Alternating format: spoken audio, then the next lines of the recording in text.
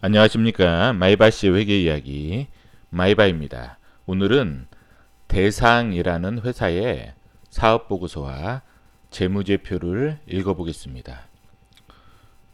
이 동영상은 종목을 추천하는 동영상이 아닙니다. 이 동영상은 회사의 사업보고서와 재무제표를 계속 반복적으로 읽어나가면서 공부하는 그러한 동영상입니다. 먼저 손익계산서를 읽어보겠습니다.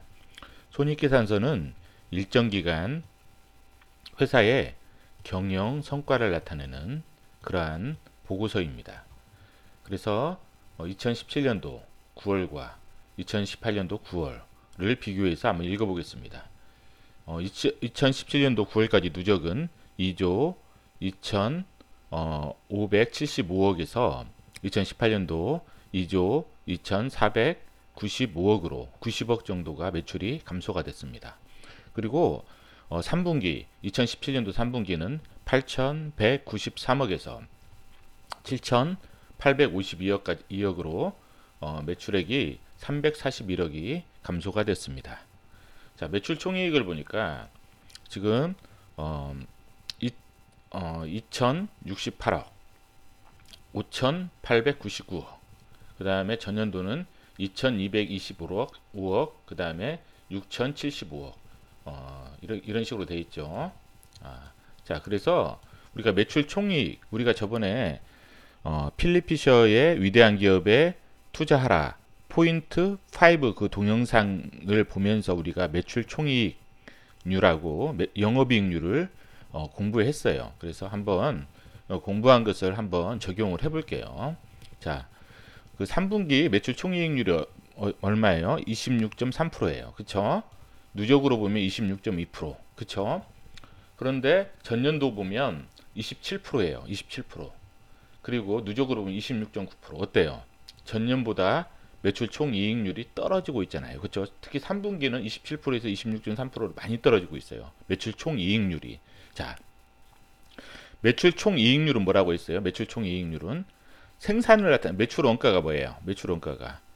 여기는 상품 매출 원가도 도소매가 있어가지고 상품 매출 원가도 있지만 뭐가 있어요? 제품 매출 원가도 있단 말이에요. 그러면 뭐냐면 이 회사는 그 상품 매출 원가가 있기 때문에 상품 매입 원가 있죠? 상품 매출 원가가 증가했던지 그렇죠? 아니면 이 제조 원가가 뭐예요? 증가했다는 말이잖아요. 그렇죠? 상품에 대한 마진을 적게 주고 팔았던지 또한 제조와 관련된 그 생산성에 대한 효율성을 나타내는 거예요. 그래서 지금 이 회사는 뭐냐면 생산 쪽에 아니면 상품이 마진이 떨어졌던지 아니면 생산 쪽에 어떤 효율성이 많이 떨어졌다는 거예요. 자, 그럼 영업이익률 한번 볼게요. 영업이익을 볼게요. 전년도 보면 9월에 915억에서 올해 1069억으로 153억이 증가했어요. 근데 3분기에 보니까 387억에서 413억으로 26억이 증가를 했어요. 자, 여기서 보면 영업이익률 한번 볼게요. 영업이익률은 자, 우리 영업이익률은 어떤 식으로 구한다고 했어요? 영업이익을 매출액으로 나눈다고 했어요. 그것은 어떻게 해요? 다른 식으로 하면 매출 총이익률 곱하기 뭐예요? 매출 총이익분의 영업이익으로 이렇게 구할 수도 있다고 했잖아요. 영업이익률을 매출 총이익률 곱하기 매출 총이익분의 영업이익 이런 식으로 구할 수 있다고 했죠. 왜냐면 그 매출액과 영업이익의 비율이잖아요. 그 안에는 매출 총이익률이 들어간다고요. 그럼 뭐예요? 매출 총이익률은 뭐라고 했어요? 아까 생산 쪽이라고 했죠. 생산. 이거는 생산 쪽이에요. 매출 총이익률은 생산 쪽. 그리고 또 뭐예요? 상품 원가. 매출 원가 이 매출 원가가 들어가기 때문에 상품에 대한 어떤 그 마진율도 있고 또 생산에 대한 부분이 있단 말이에요. 생산에는 뭐예요? 재료비와 노무비와 경비가 들어가잖아요. 그쵸? 그러면 뭐예요? 이 재료비는 뭐예요? 재료비가 좀 많이 차지하잖아요. 여기 생산 쪽에. 저기 식품업체 같은 경우는 재료비가 많이 차지한다고요. 그러면 이 재료비 단가가 올라가면 어때요? 생산의 효율성이 떨어질 수 있단 말이에요. 아무리 노무비나 경비가 올라가더라도 노무비도 올라갈 것 같아요. 그렇죠?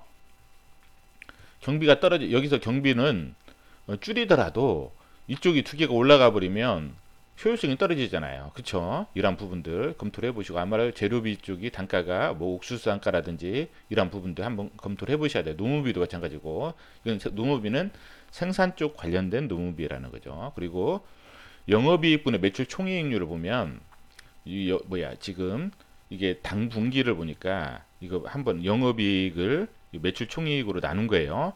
0.1998이에요. 0.1998. 그쵸? 전년 3분기 보면 0.1748. 뭐냐면 이게 훨씬 숫자가 크다는 것은 뭐냐면 관리적인 부분이 매출 총이익분의 영업이익이 0.1998, 이거는 전년 3분기는 0.1748. 이건 뭐냐면 관리, 영업이익은 뭐냐, 관리, 마케팅, 영업 조직, 이런 부분들이 있죠. 관리, 마케팅, 영업 조직. 마케팅에는 이제 광고도 들어가요. 광고. 이런 광고들이 들어가요. 광고. 이런 부분들이 더 효율적으로 됐다는 거예요. 그러니까 뭐 광고 선전비를 적게 투입해서 뭐 이렇게 매출을 더 했다든지, 영업 조직을 어떤 그 유통망을 해서 유통망을 좀 더 체계적으로 잡아서 운반비를 좀 줄였다든지, 관리 쪽에 어떤 그런 부분들을 줄였다든지, 이런 부분들의 어떤 효율성이 있다는 거죠. 그렇죠? 이런 부분들. 그래서 이 회사는 뭐냐면 생산 쪽에 좀 효율성이 좀 떨어지고, 뭐냐면 재료비나 어떤 소모품비 쪽이 좀 뭔가 단가가 증가했는데도 불구하고, 생산 쪽이 떨어졌음에도 불구하고 영업 쪽, 관리 쪽, 어떤 마케팅, 그 다음에 어떤 영업 조직 쪽에 어떤 좀 효율성을 추구해서 영업이익을 늘리는 회사예요. 자, 매출이 떨어졌다는 거 뭐예요? 매출은 뭐예요? P 곱하기 Q잖아요. 그쵸? P 곱하기 Q인데, 자, P가 줄어들었든지 Q가 줄어들었든지 아니면 둘 다 줄었든지 하면 매출이 줄어들 거 아니에요. 이런 게 하나 있고, 두 번째는 뭐냐면, 매출이 줄어들었다는 것은 이렇게 될 수도 있고, 또 하나는 뭐냐, 회계 변경. 지금 우리가 지금 전년도하고 올해하고 비교를 하지만, 전년도에는 뭐예요?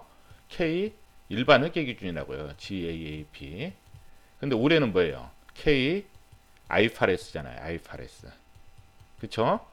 국제 회계 기준으로 바뀌었어요. 올해 처음으로. 그럼 뭐냐면 회계 기준 자체가 틀려졌기 때문에 매출액이 틀려진다고요. 기준이 어떻게 보면 작년하고 비교를 하면 안 되죠. 안 되는데 지금 비교를 했어요. 그래서 어떻게 바뀌었냐면, 주석이 보면 이따 볼 건데 그냥 미리 볼게요. 기준서 1115 최초 적용에 따라 어떻게 돼요? 매출액이 633억이 줄어들었어요. 그쵸?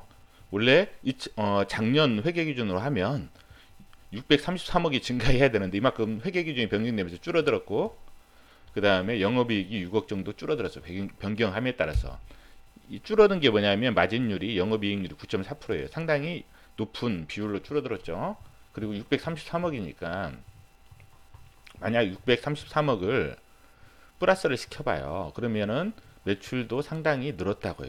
이게 90억 정도 줄었잖아요. 633억을 플러스 시키면 비교를 똑같이 하면 늘었다고요. 그런데 회계 변경 때문에 어때요? 지금 매출이 줄은 것처럼 보이잖아요. 좀 어떻게 보면. 그렇죠.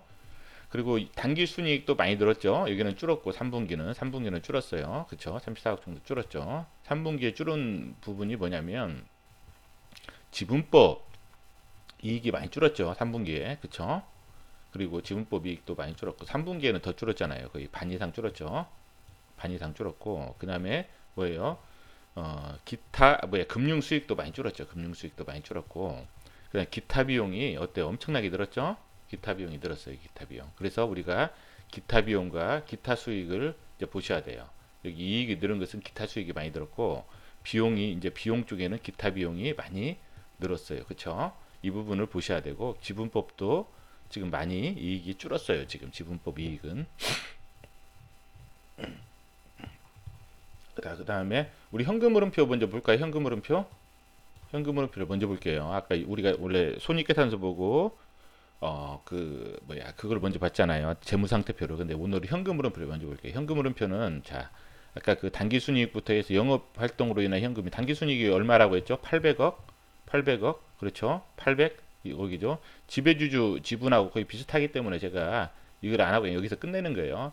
서로 차이가 많이 나면 여러분들이 이걸로 파악을 하셔야 돼요. 800억. 자, 800억인데 632억이니까 뭐 이익의 질이 뭐 이렇게 쏘쏘다. 그렇게 나쁜 것도 아니고 좋은 것도 아니다. 한 800억 좀 거의 비슷하게 가면 좋은 건데 뭐 그렇게까지 뭐 나쁜 것도 아니고 예, 좋은 것도 아니다. 예, 그래도 이익의 질은 그래도 영업 현금 흐름은 한 632억 정도 창출을 한다는 거죠. 그리고 이건 주석사항으로 보시면 돼요. 이 내용은 이건 직접법이라는 거, 직접법으로 저번에 우리 현금 흐름표 할 때 배웠어요. 그리고 이제 이런 부분들, 그리고 유형자산 투자한 게 한 100, 뭐야, 1000억인가요? 1000억, 1004억, 1004억. 사업 양도를 했나 봐요. 사업 양도. 그러면 330억.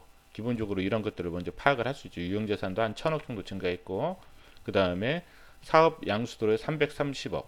그리고 여기 보면 투자 활동으로 현금이 플러스가 됐어요. 왜 그러냐면 지금 단기 금융 상품도 어때요? 판 것보다는 판 게 더 많죠. 그렇죠? 판 게 산 것보다. 그리고 여기도 보면 금융자산도 판 게 더 많죠. 감소한 게. 그렇죠. 산 것보다 이런 부분들. 왜 그러냐면 유형자산 투자도 하고 또 이제 이런 부분들. 영업 현금 흐름이 어때요? 632억인데 이런 부분들 투자도 하고 유형자산에 1000억 가까이 투자했잖아요. 1000억 가까이 투자하고 그다음 재무활동해 보니까 지금 유동성 사채의 감소 보니까 1000억이에요. 1000억. 그러니까 1000억을 뭐야 또 재무활동에서 이제 갚아 나가 버린 거죠. 그래서 이쪽에서 좀 많이 투자 활동으로 인해서 현금을 좀 창출해 놓고 이것과 영업 활동과 해서 유동성 사채를 좀 많이 갚은 것 같아요. 그래서 재무 구조가 좀 개선이 된 것 같아요. 그래서 배당금도 주고 그래서 분기말 현금은 어때요? 이렇게 되고 그래서 재무상태표를 한번 봐볼게요. 재무상태표는 자, 이 당기순이익이 어디로 가요? 이익잉여금으로 가죠. 800억이 이익잉여금으로 누적이 되는 거예요. 누적이. 그래서 지금 쌓여 있는 게 5,966억. 그래서 지금 6,665억으로 계속 쌓여 있죠. 자본 총계가 9,395억이에요. 그래서 부채 비율이 지금 140%예요. 부채 비율이 좀 높죠. 그런데 높을 뿐이에요. 이 정도면 왜 그러냐면 우리가 뭐야 저번에 국가부도의 날 영화 보셨죠? 거기 보면 그때 뭐 삼보 같은 경우는 뭐 거의 뭐 4,000%? 1,000%인가요? 4,000%인가요? 하여튼 뭐 그 정도까지 가고 보통이 이제 평균이 한 400%잖아요. 부채 비율 평균이. 그래서 이제 그 권고한 게 200% 안으로 줄이라. 그랬기 때문에 뭐 140%도 그렇게 막 물론 이제 우리가 하도 100% 이하짜리만 봐가지고 상당히 좀 큰 것처럼 느껴지지만 또 그렇게 큰 건 아니에요. 아까 유동성 사채 갚은 거 봤죠? 그래서 작년 2017년도에는 154%였어요. 그쵸? 154%였는데 140%로 개선이 됐죠. 이익잉여금도 증가하고 또 갚았죠. 예, 사채도 갚았고 해서 140%로 재무구조가 개선이 됐어요. 자, 재무상태표는 뭐라고 했죠? 일정 시점 현재 회사의 재산 상태를 나타내는 그런 표예요. 그렇죠? 표인데 이 회사가 얼마나 안정적이냐. 그러니까 회사가 어떤 위기가 왔을 때 얼마나 안정적으로 버틸 수 있느냐. 흔들리지 않고 버틸 수 있느냐. 이런 부분을 나타내는 거죠. 자, 유동자산은 9,706억이죠. 유동자산. 유동부채는 얼마예요? 7,957억이에요. 7,957억. 그런데 우리가 당좌 자산으로 판단을 하라고 했죠. 유동 뭐야 비율 구할 때 당좌 비율을. 자, 당좌 자산은 뭐예요? 유동 자산에서 재고 자산을 뺀 거죠. 왜 그러냐면 재고 자산은 바로 현금화가 안 될 수가 있잖아요. 매출이 이루어져야 현금화가 되잖아요. 근데 매출이 이루어져도 현금으로 들어오는 게 아니라 외상대로 받을 수가 있다는 거잖아요. 현금화가 바로 현금화가 안 이루어질 수도 있기 때문에 이 부분을 빼주면 6,639억이에요. 유동 자산 전체로 유동 부채를 뭐 갚을 수 없잖아요. 약간 리스크는 이 회사는 이제 부채 비율도 이제 100% 넘어가죠. 부채 비율도 100% 넘어가는데 뭐 과거에 비하면 뭐 그렇게 위험한 부채 비율은 아니지만 워낙 지금은 이제 저성장 시대이기 때문에 100% 넘어가니까 우선 한번 체킹을 해두는 거죠. 그래도 유동 비율은 괜찮지만 당좌 비율이 그렇죠? 당좌 비율이 즉 당좌 자산으로 유동 부채를 다 갚을 수 없기 때문에 이 부분도 한번 체킹을 해두는 거예요. 그냥 체킹을 해두고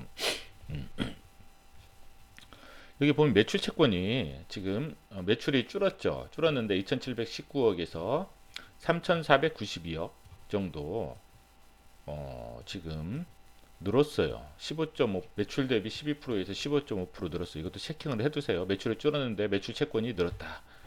뭐 그러면 이제 이것은 해석하기 나름이거든요. 지금 그러니까 3분기 최근 그러니까 3분기에서 7, 8, 9가 있을 거 아니에요.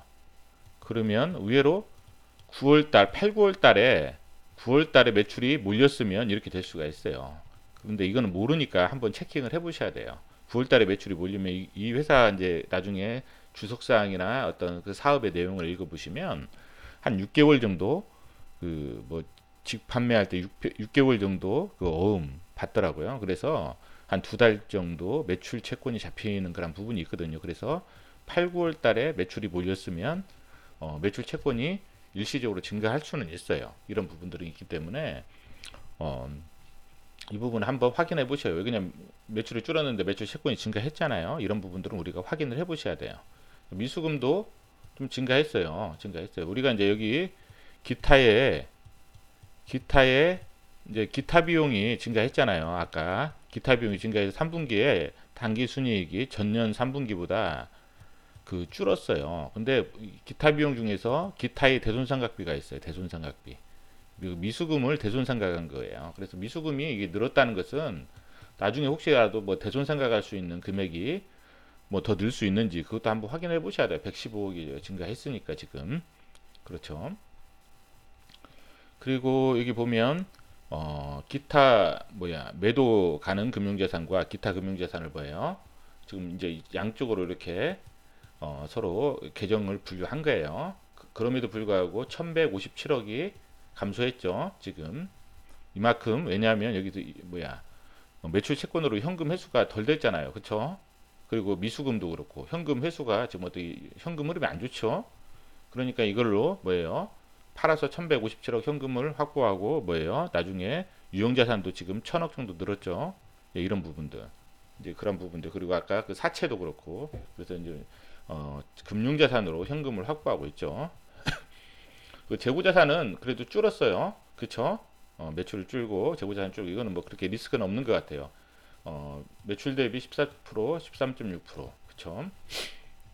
기타 유동자산 한번 보시고 매각 예정자산은 뭐예요? 아까 그 사업 사업 매각 하는 거 있죠? 현금 흐름표 보니까 여기 보면 사업 양도리나 현금 흐름 330억 정도 현금이 들어왔어요. 그러니까 330억 정도 들어왔으니까 여기가 매각 예정 자산이 한 26억이죠. 26억. 그러니까 이제 뭐 한 200 얼마 정도 이익이 났을 것 같아요. 그쵸? 여기 이런 부분 확인해 보시고 이따가 매각 예정 자산이 이쪽이네. 잘못했어. 매각 예정 자산이 이쪽이에요. 이쪽. 잠깐만요. 여기 있네. 여기. 97억. 그러니까 330억이니까 한 200 얼마 되겠네요. 여기 물론 이제 이거하고 또 차감을 해야 되겠죠. 매각 예정 부채하고 차감을 하고 하니까 이거 차감을 하면 대충 어느 정도 한 200억 좀 정도 됐을 것 같아요. 그리고 현금 유입은 97억에다가 아까 그 20 얼마 그 빼고 그 다음에 차입. 예.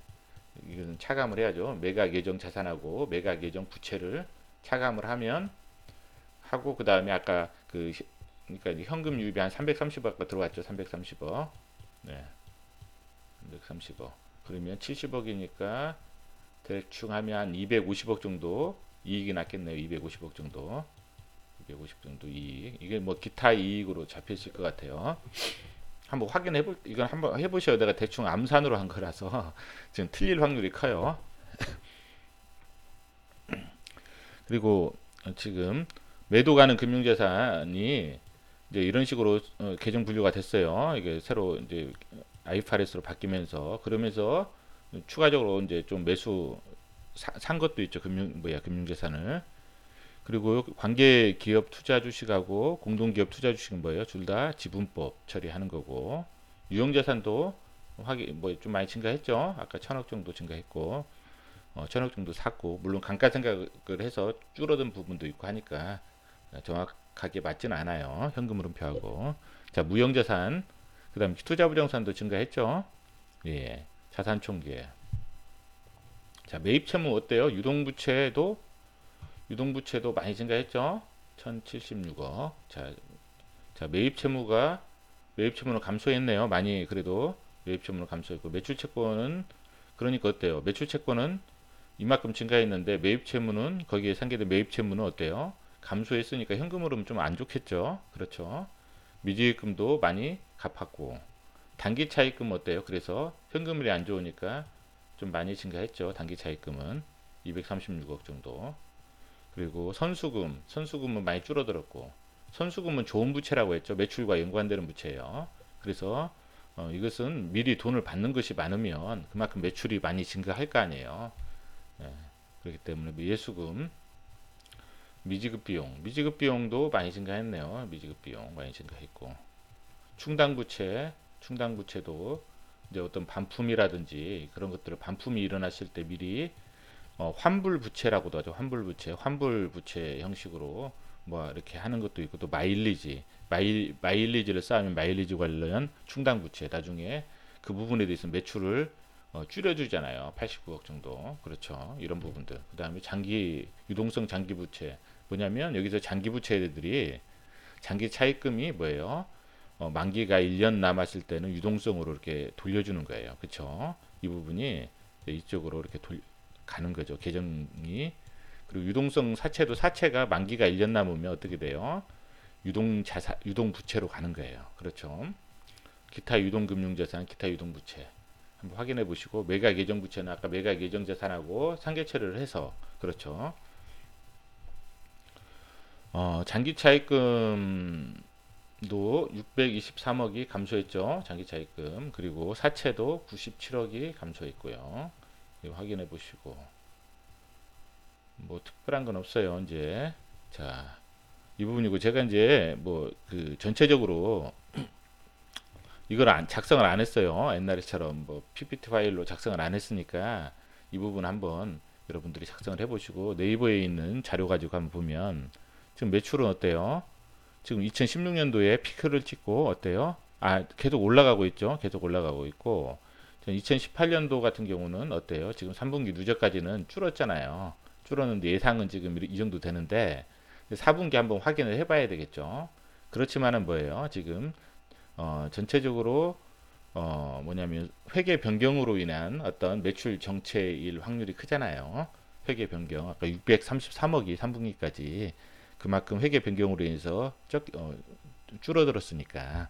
영업이익은 어때요? 지금 2017년도에 영업이익률이 줄다가 지금 2018년도에 상당히 영업이익률이 좀 회복이 됐죠. 회복이 돼가지고 지금 많이 올라온 것 같아요. 영업이익률이. 그리고 영업이익도 상당히 예상을 하고 있고. 그래서 이런 부분들 한번 확인해 보시고, 부채 비율도 지금 좀 줄어들고 있죠. 부채 비율도 줄어들고 있고, 그다음 배당도 지금 400에서 지금 500원 정도 예상 하는 거, 528원을 예상하는 것 같아요. 근데 뭐 500원 정도 하더라도 예, 나름 뭐 괜찮은 것 같아요.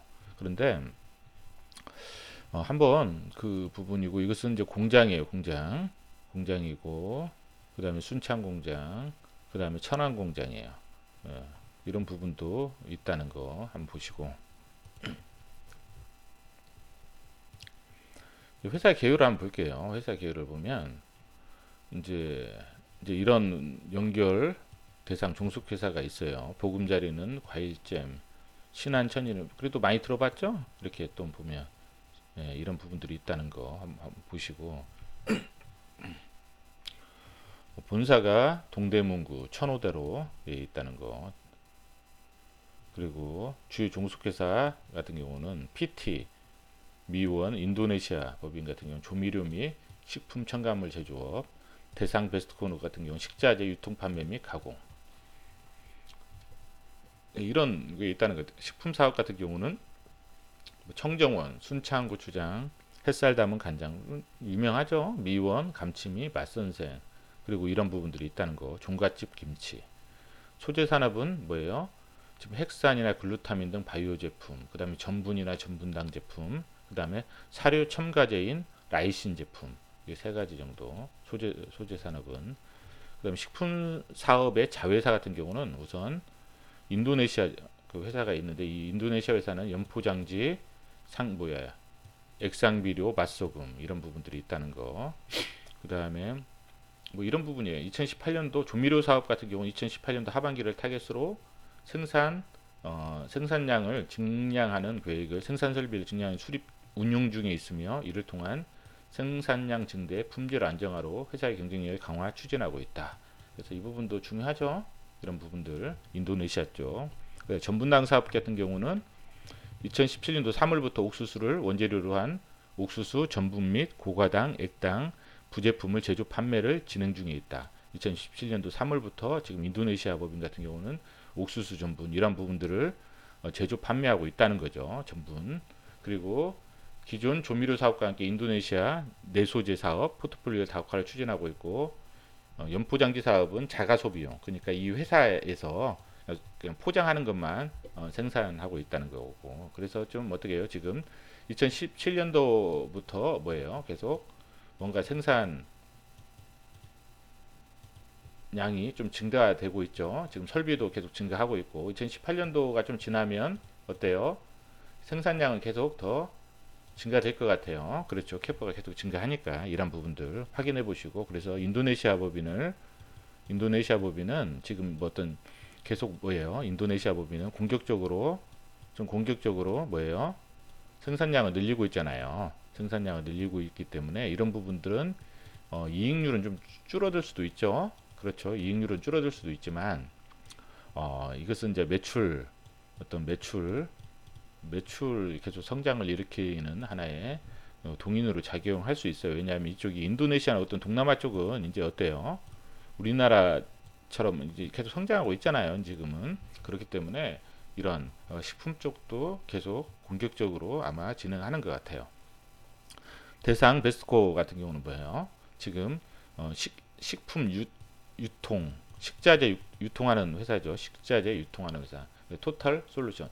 이 식자재 유통하는 회사들이 되게 뭐 이렇게 뭐야, 조그마한 회사들이 많고 되게 영세한 회사들도 많고, 그래서 경쟁이 좀 치열해서 어때요? 식자재 유통한다는 것은 마진을 최대한 싸게 해야 그 회사를 이용할 거 아니에요. 그래서 얼마나 싸게 제공하느냐. 어떻게 보면 그 노동력, 말 그대로 노동력을 제공하는 거거든요. 그래서 상당히 영세한 업체들도 많고 경쟁이 치열하고, 그래서 뭐예요? 이 회사 같은 경우는 이제 어떤 물류센터 통합 물량을 재고 확보로 유통 마진을 축소한 어떤 합리적인 가격으로 공급한다는 거죠. 유통 마진을 축소. 그렇죠? 마진을 축소하니까 어때요? 이익률이 줄어들 수밖에 없는 거죠. 그렇죠? 그렇지만은 이제 여러 가지 유통센터를 계속 어때요? 물류센터를 계속 신설해서 운용한다는 거죠. 물류센터를 신설하면 어떠세요? 여기 만약 물류센터가 여기 있어요.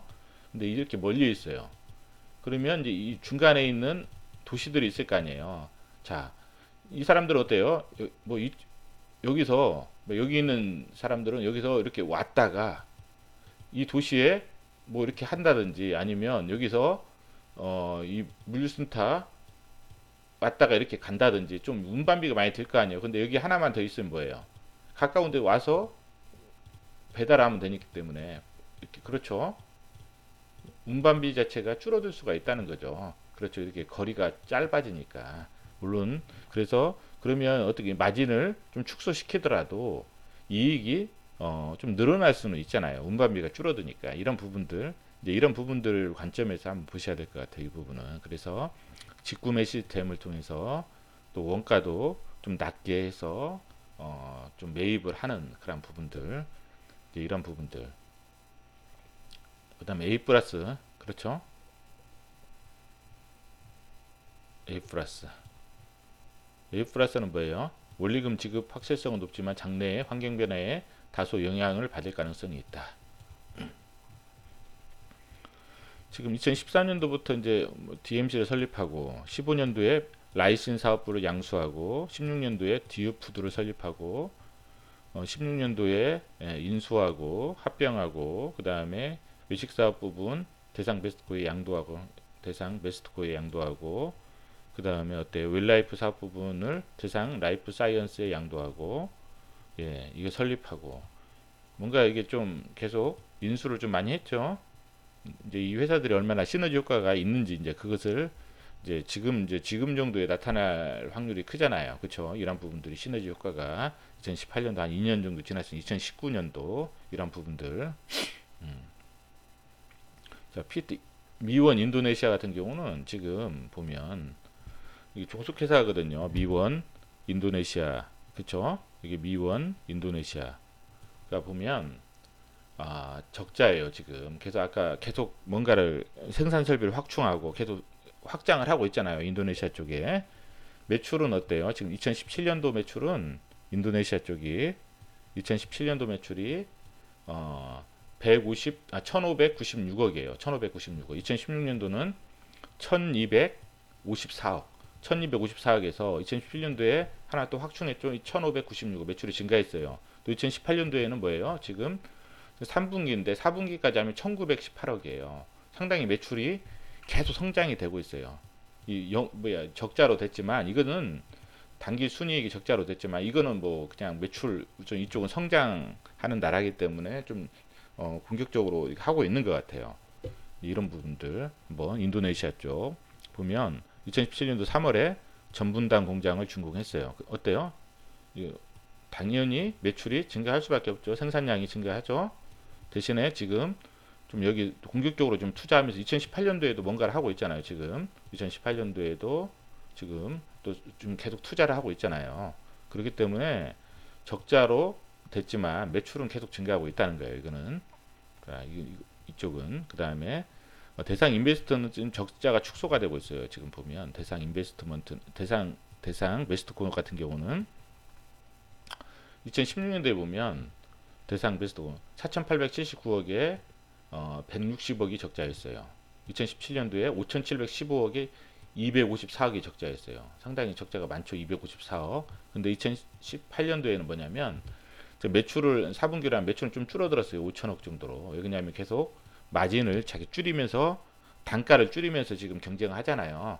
그러니까 134억이에요. 134억. 근데 좀 많이 줄어도 254억에서 134억으로 줄었잖아요. 이쪽 업종은 뭐냐면 이쪽 뭐야 식자재 유통 쪽은 상당히 지금 구조 조정이 일어나는 것 같아요. 지금 영세업자들은 조금씩 없어지고 그렇죠. 그래서 지금 물류센터라든지 이런 부분들의 어떤 효율화를 좀 기하고 이제 그러면서 적자가 좀 줄어들면서 이 구조 조정이 좀 더 일어난다면 나중에 흑자 구조로 돌아설 수 있는 여지가 좀 많다. 왜냐하면 이미 구조의 어떤 효율화를 계속 이루고 있잖아요. 거기다가 이제 공급자들만 좀 줄어들고 이제 이런 부분들이 되면은 흑자 전환이 좀 흑자 전환만 되면 의외로 이익률이 많이 좋아지니까 이 회사 같은 경우는 그래서 지금 유상증자 2017년도 이 회사는 400억 정도 해서 물류센터를 계속 확장해 나가는 것 같아요. 그렇죠? 제가 지금 사업보고서 읽고 지금 그냥 사업보고서 읽고 그냥 추측하는 거라서 여러분들이 확인을 하셔야 돼요. 저는 그냥 우리가 사업보고서를 읽는 목적은 뭐 숫자의 어떤 비율을 보기 위한 목적도 있지만 뭐 그런 것도 봐야 되지만 이런 것들을 통해서 뭐 숫자의 어떤 그 상황을 통해서 이 회사를 계속 상상하는 거잖아요. 상상을 해놓고 나중에 이제 먼저 관찰을 한다 이 회사를. 그러면 그런 상상한 내용들을 피드백을 하는 거죠. 그렇기 때문에 이 사업보고서 읽는 부분은 제 어떤 추정이라든지 추측이 많이 들어가니까 여러분들이 항상 피드백을 하셔야 돼요. 피드백을. 이 과정은 그냥 좀 그런 부분들이 있다는 거. 그냥 그 정도 선에서 알고 계세요. 유통주식수는 어때요? 지금 이 정도 우선주가 있고. 그 다음에 배당하죠? 좀 400원에서 500원으로 증가했어요.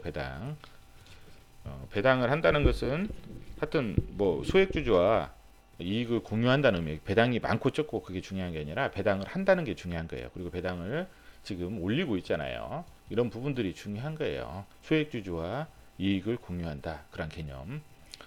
자, 식품사업 같은 경우는 대상 식품 제조업, 그다음 대상 베스트코는 어때? 식품 도소매는 뭐예요?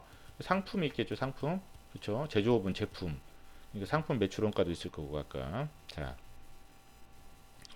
이게 연결 사업 부분비 식품 쪽이 2.8%, 소재 산업이 7.5% 영업이익률이. 그래도 전년보다는 지금 많이 그래도 좀 많이 좋아졌죠. 그러니까 해외 쪽도 대상 베스코 같은 경우도 이익 적자 폭이 많이 줄었잖아요. 그런 데서 이제 영업이익률이 좋아지는 거죠. 대상 베스코 이제 적자가 나는 이런 적자가 나는 그 종속회사들이 지금 적자가 나죠. 적자가 나죠.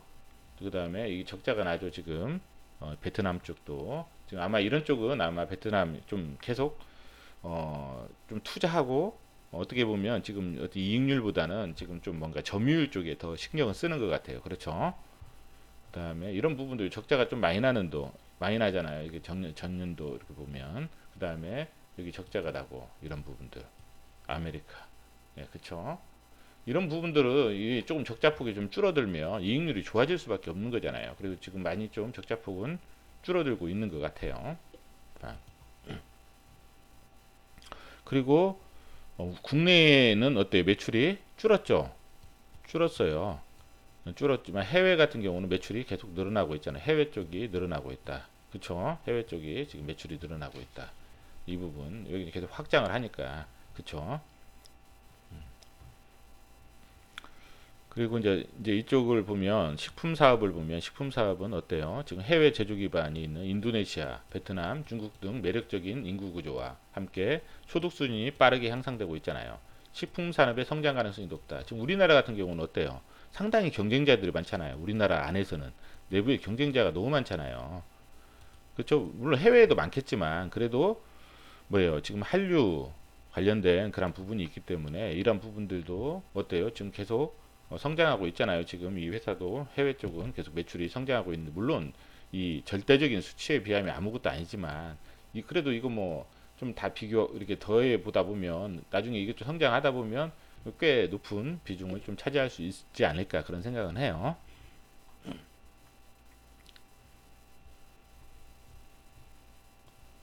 그리고 예, 낙후된 B2B 식자재 유통산업 이게 베스코고 이 같은 경우는 전문 유통업체를 중심으로 한 산업 구조 재편에 따라 성장세를 이어갈 수 예상한다.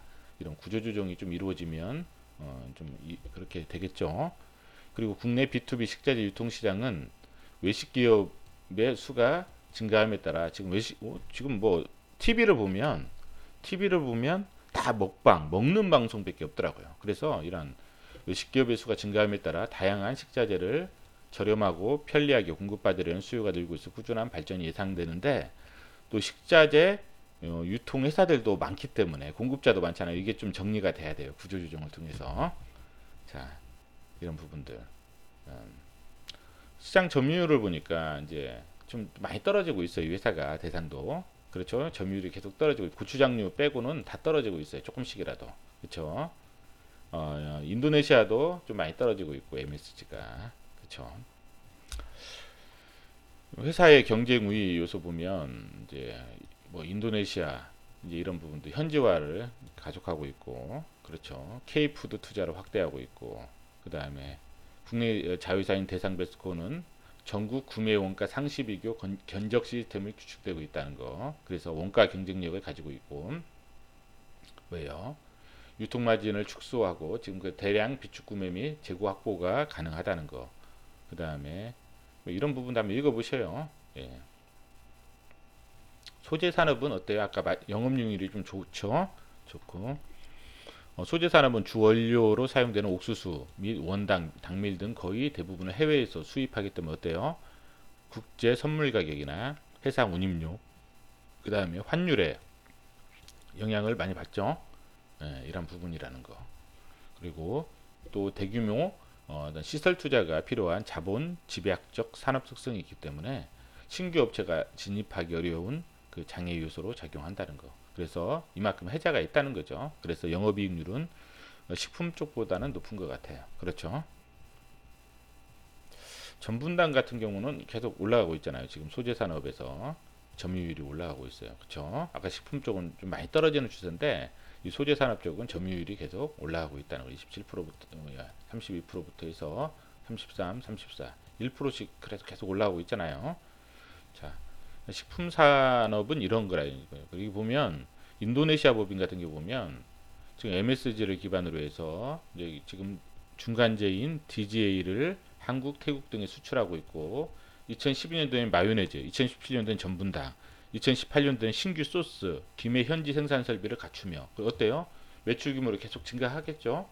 2017년에 전분당 생산 설비 갖췄고 2018년도에는 뭐예요? 신규 소스나 김, 현지 생산 설비 갖추기 때문에 인도네시아 법인이 어때요? 매출이 또 증가하면 어때요? 매출이 증가하면 이게 고정비로 인한 영업 레버리지 효과가 더 증가되면 어때요? 영업이익도 좀 커지면 영업이익률이 좀 많이 개선이 되겠죠.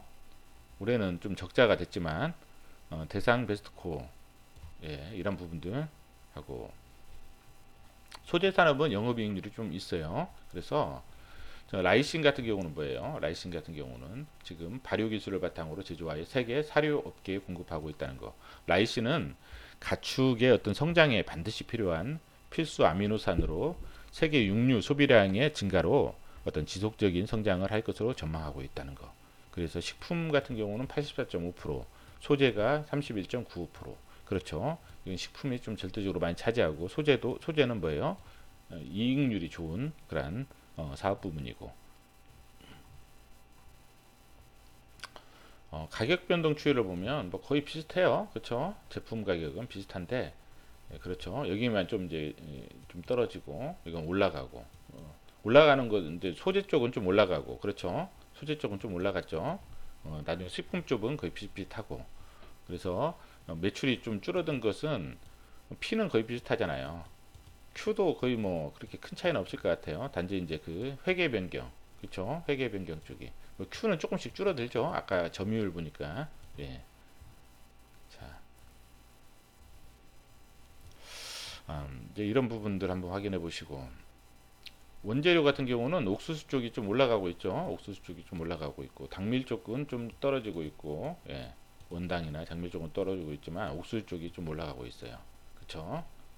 그리고 당밀 그렇죠. 원당도 이거는 떨어지고 있고 당밀은 올라가고 있고 원당 떨어지고 있고 이런 부분들 이건 고추는 올라가 가격이 뭐 이렇게 천차만별이에요. 근데 이제 소재 쪽이 이제 옥수수는 이제 올라가고 있다는 거. 예, 그렇죠. 이쪽이 예.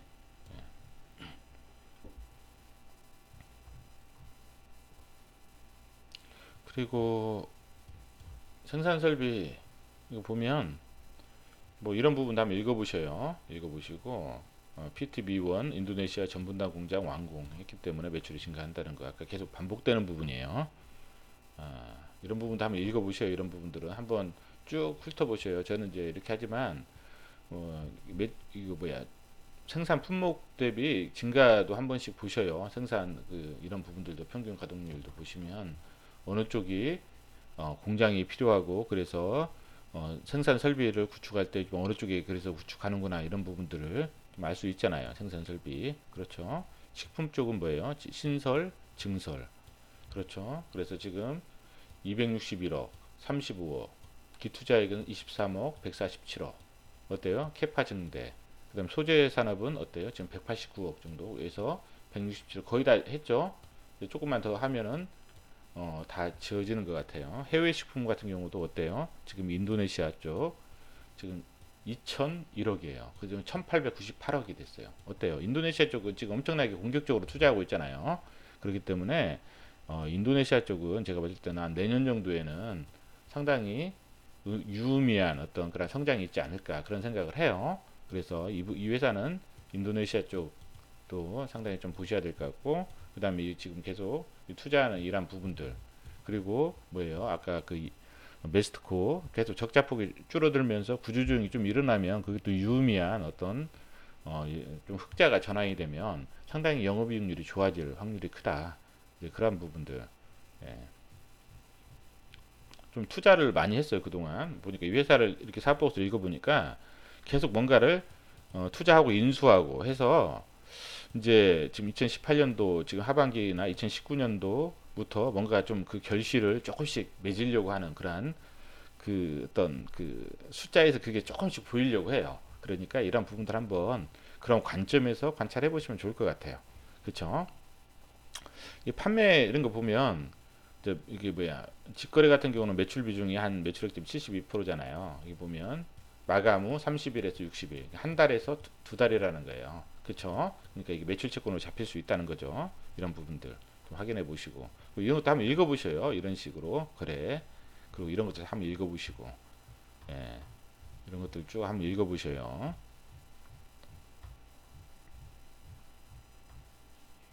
연구 개발도 뭐 예, 그럭저럭 예, 그럭저럭 뭐 특별한 건 없어요. 연구 개발에 특별한 건 없고 네. 그 상표 고객 관리도 한번 읽어보셔요. 왜냐하면 우리가 이제 어차피 고객 관리를 잘해야 매출이 증가하는 그런 부분이니까 이런 부분들 네, 쭉 한번 읽어보시고 자, 그 다음에 주소가 한번 볼게요. 주소 지금 주주가 대상홀딩스가 많죠. 그 다음에 국민연금이 12% 정도 가지고 있어요. 그렇죠?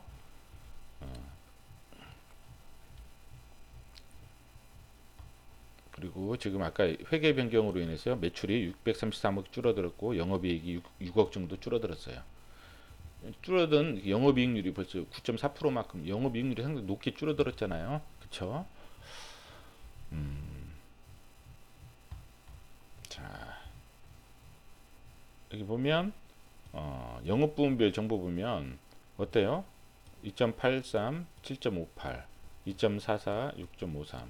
그래도 많이 좀 증가가 되고 있죠. 이익률이 예, 이런 부분들. 그다음에 뭐야 해외 쪽은 증가하고 있다. 아까 거기서 본 것 같아요. 그렇죠? 이런 부분들 한번 읽어보셔요. 읽어보시고 다음에 한번 이 부분 같은 경우는 한번 뭐야 이론 동영상으로 한번 해도 재미있을 것 같아요. 그렇죠? 네, 이런 부분들 한번 쭉. 매출 채권 같은 경우는 지금 연령 분석 자료가 없어요. 그쵸? 지금 많이 증가했는데 매출 채권이 많이 증가했는데 연령 분석 자료가 없어가지고 뭐 분석을 할 수가 없어요. 그래서 이것은 회사하고 커뮤니케이션 한번 해보시는 게 좋을 것 같아요. 재고자산은 뭐 특별한 게 없어요. 특별한 게 없고 그래도 매출이 뭐 제품도 많이 감소가 없죠. 그쵸?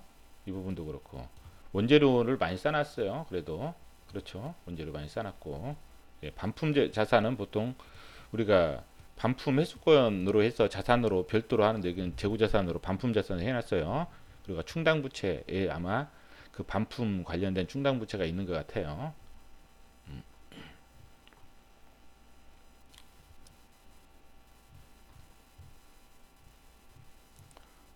이제 이 회사가 이제 상장 회사에 투자한 거 네, 대상이라는 회사가 CJ에도 투자하고 CJ 제당, 세이브존, 한신공영, 삼립식품, 한국기업평가, 바이오리더스 이런 회사에 투자했어요. 이제 우리가 회사들이 투자한 것들도 한번 보셔요. 그리고 사업보고서 한번 읽어보시면 이 회사의 투자 실력도 한번 볼 수가 있어요. 이렇게 바이오리더스 한번 봐야 돼. 어떤 회사인지는 모르겠네요. 한국기업평가 들어본 회사 나머지는 다 들어봤는데 바이오리더스만 처음 들어보는 것 같아요. 그래서 한번 이런 사업 보고서 한번 읽어보시는 것도 괜찮을 것 같아요. 관찰돼 우리가 관심 종목 산정할 때 이런 회사들이 투자한 회사들도 한번 보시는 것도 괜찮을 것 같아요. 특별한 건 없죠. 이제 관계 기업들 보니까 공동기업 둘 다 지분법이죠. 지분법. 한국 미니스톱. 예. 좀 이렇게 한 20% 정도 가지고 있고 예, 48점 그다음에 29.9 45 그쵸 여기 보면 50% 공동기업 그렇죠 이건 두 개 넣고 지분법 예, 공동기업은 내가 지분법이라고 좀 설명드렸죠 그래서 미니스톤 예, 계속 줄어들었어요 지분법이 그렇죠 이익이 좀 줄어들고 있죠 편의점이 좀 안 좋은가 봐요 지금 그렇죠 편의점 그 다음에 여기도 많이 줄어들었고 여기는 적자 폭이 늘어났고 그쵸 여기는 뭐예요 전년 대비해서 똑같고 이렇게 딱 보면 여기도 뭐예요 여기도 많이 줄었죠 지분법이 많이 줄었어요 그쵸 여기만 늘었어요 여기만 지분법이 늘었어요 나머지는 지분법이 다 줄어들고 있어요 지분법 이익이 자 유형자산 변동 내역을 보니까 취득한 게 한 103억 1032억이죠. 1032억 100만 원이니까 100만 1000만억 10억 그렇죠. 1032억 유형자산 취득한 게 1032억 거기서 이제 건설 중인 자산이 지금 이게 완공이 돼서 대체를 한 거죠. 이런 식으로 예. 그리고 여기서 매각이죠. 아까 사업 매각한 거. 여기도 예, 무형자산 중에서 사업 매각 그 부분이 빠지는 거.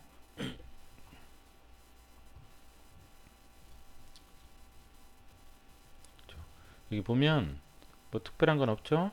여기 이제 뭐 산업재산권 이런 부분들이 있다는 거. 산업재산권. 예. 상당히 크죠. 산업재산권 들어온 게 뭐 상표권이나 뭐 그런 부분인 것 같아요. 지금 그렇죠. 15억 정도. 투자부동산 삼각하고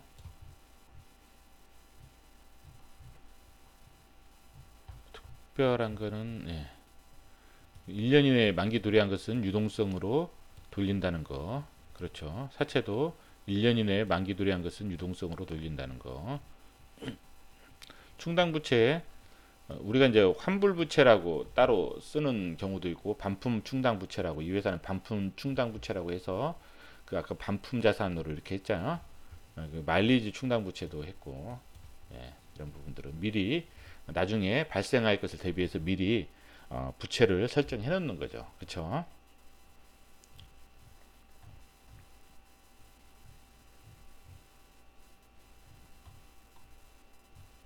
특별하지 않은 것은 넘어갈게요.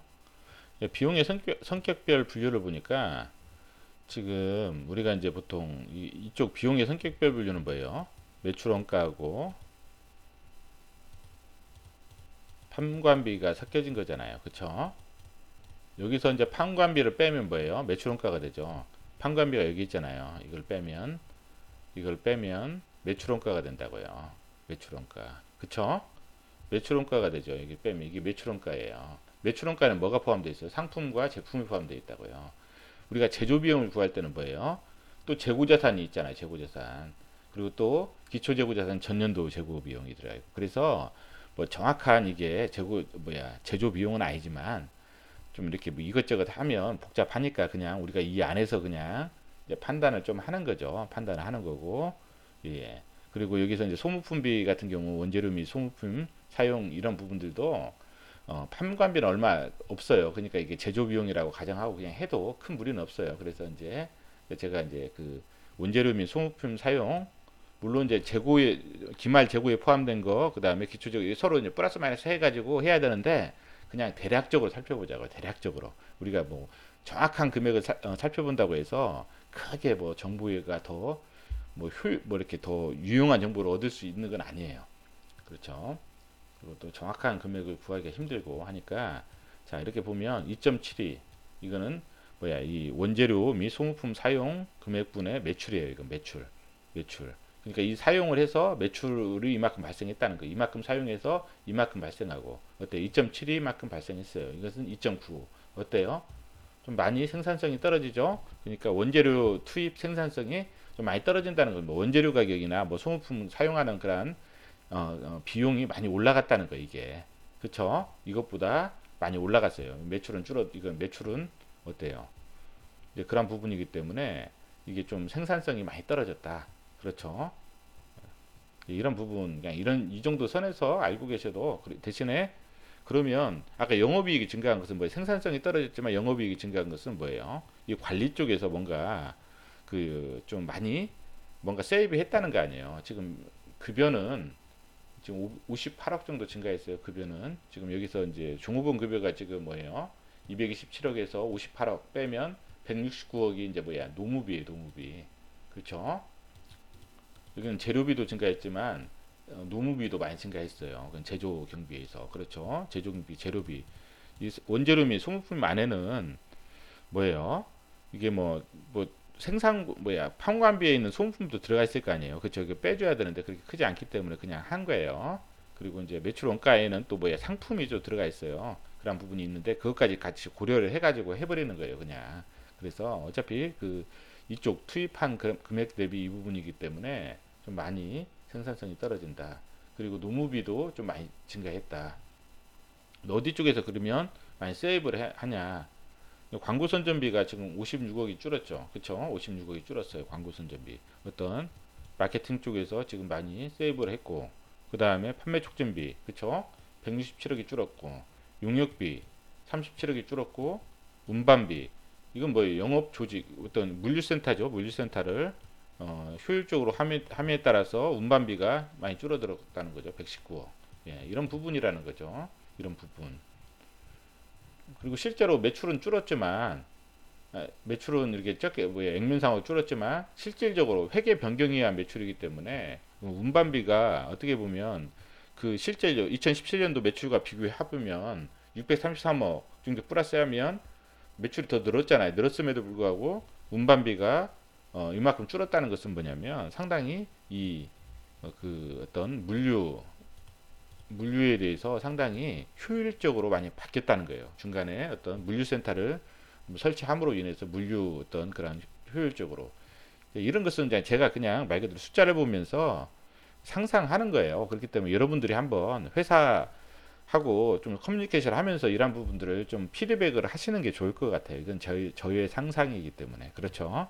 이런 부분들은. 그리고 기타 수익을 보면 어때요? 지금 외화 쪽이 아까 원재료를 뭐야 사온다고 했잖아요. 그런 부분들. 그 다음에 또 수출하는 부분들, 이런 부분들. 그래서 외화 쪽이 상당히 많아요. 79억, 35억. 환율에 대한 변동이 상당히 큰 것 같아요. 그쵸? 이건 재고자산 처분이익은 뭔지 모르겠어요. 재고자산을 팔면은 처분하면 매출로 가지 않나요? 이게 매출로. 근데 이거는 처분이익 한 거 보니까 이건 저도 명확하게 어떤 건지 모르겠어요. 그냥 어떤 재고자산이 있는데 못 쓰는 걸 갖다가 부산물로 그냥 어떻게 파는 건가? 매출이 아니라 부산물 형식으로 해서 파는 건지 그건 모르겠어요. 아마 그런 것 같기도 한데 한번 이것도 확인해 보시고 자비익이 뭔지는 모르겠어요. 이게 자비익이 뭔지는 100억 정도인데 자비익이 뭔지는 모르겠어요. 사업 양도 차익이 한 286억, 외화지 수익 92억, 자비익이 뭔지는 모르겠어요. 이건 한번 커뮤니케이션 해보셔야 될 것 같아요. 기타 비용이 좀 많이 나왔잖아요. 유형자산 처분 손실이 16억, 외화 쪽이 좀 많죠. 외화 쪽. 그쵸. 외화 쪽. 근데 뭐 전분기보다는 그렇게 많지는 않기 때문에 뭐가 많냐면 전분기보다 늘어난 게 그렇죠. 이거예요. 기타. 우리가 항상 전분기하고 비교를 해야 되잖아요. 유형자산 처분 손실하고 이거예요. 기타의 대손상각비. 그래서 아까 미수금이 또 늘어났잖아요. 미수금이. 그렇기 때문에 이러한 부분들은 한번 또 늘어날 확률이 있는지 이 기타의 대손상각비가 뭐에 대한 건지 한번 확인해 보셔야 이게 커뮤니케이션 해보셔야 될 것 같아요. 그리고 이런 부분들 한번 보시고 특별한 건 없죠? 네, 없어요. 현금 흐름은 뭐 특별한 건 없고, 그렇죠?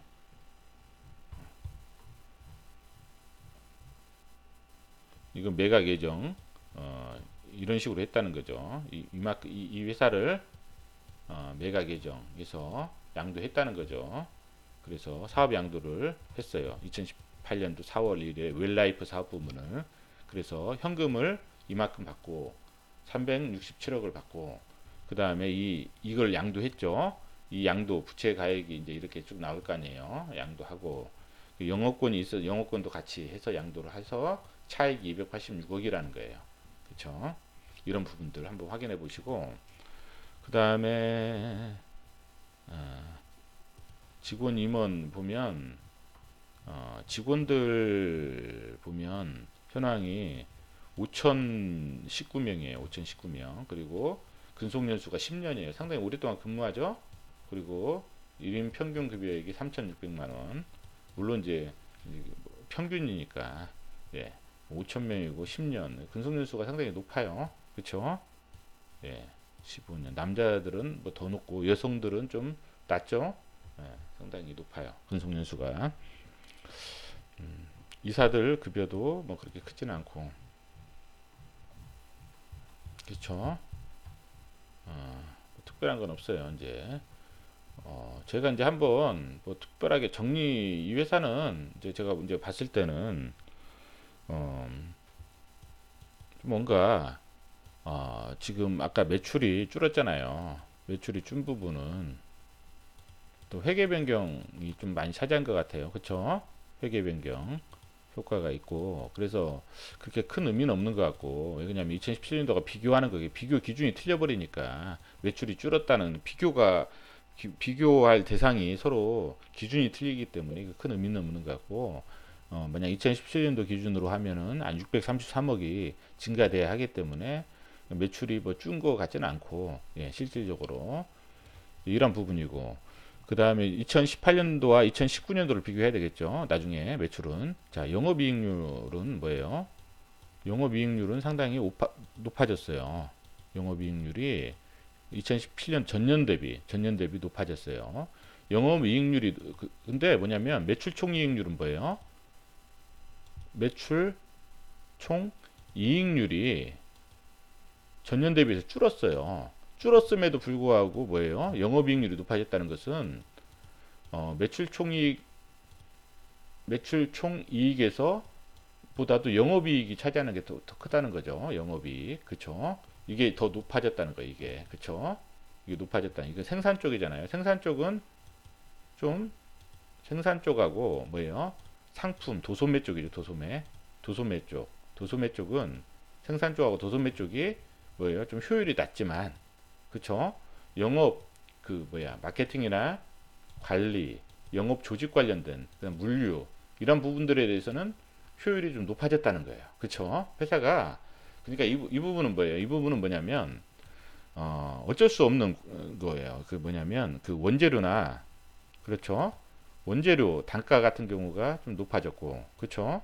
그다음에 인건비, 노무비 이런 부분들도 약간 높아졌죠. 그다음에 상품 원가는 지금 뭐 나오진 않았지만 상품 원가 같은 경우도 어때요?